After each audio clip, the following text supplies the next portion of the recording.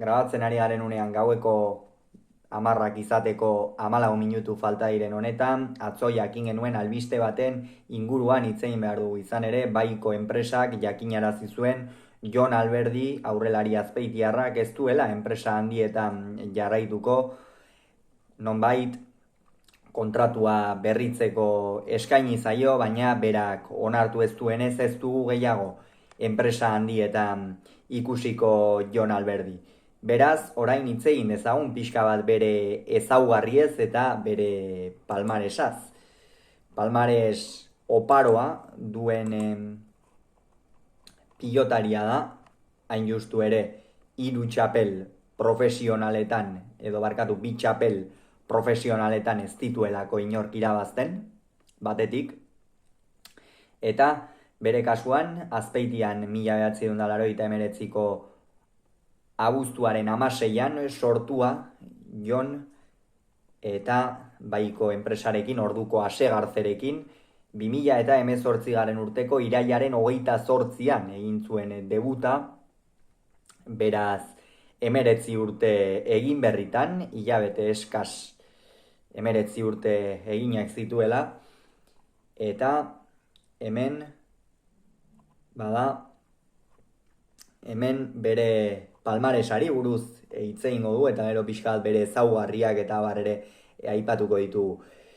Lehenik eta behin, bere lehenengo finala 2019 urtean izan zen, hau da. Debutatu eta segituan jokatu zuen finala Peña bigarrenaren aurka, Agirre orduan promozioko goiar nagusia zena Lauterdian ere kaleratuta, eta Alberdik eta Peña jokatu zuten finala 2019 urtean, baina orduan Peñari egokitu zitzaion irabaztea. 2021 urtera gatoz, eta hemen Alberdik eta Salaberrik Logroñoko Adarraga pilotalekuan garaipena eskuratu zuten eta promozioko binakako txapelketa irabazi zuten Elordi eta Garmendia 22 eta 11 mendean hartuta. Eta azkenik, pasaden urtean, hau da 2022 urtean, Salaberriari 22 eta 11 irabazi zion Labriten, eta ondorioz profesionaletatik 2 txapel irabazita joan da Jon Alberdi. Benetan, oparoa behar bada esatea gehitxo da, baina bai meritu handikoa Jon Alberdik profesionaletan egin duena, azkenean egon den 5 urtetan 2 txapel irabazi ditu, eta hori benetan zoriontzekoa da.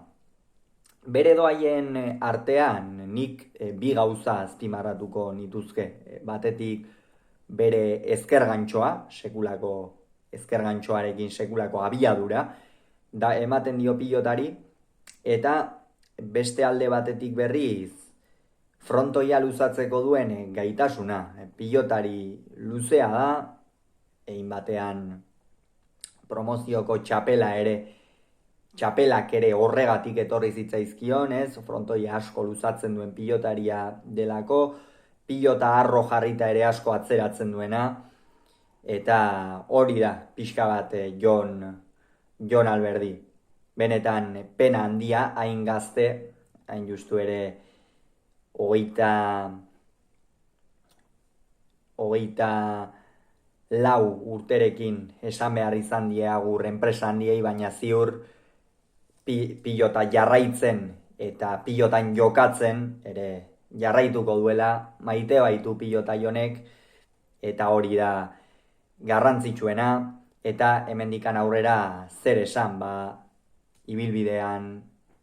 etorkizuneko ibilbidean zorterik onena opa diogu Jon Alberdiri, eta ziur kantxetan beste maila batean bada ere zuriz jantzita ikusteko aukera izango dugula. Hauxe beraz, esan beharreko guztia, aurrengoan gehiago izango zuen, bitartean ongi izan, agur.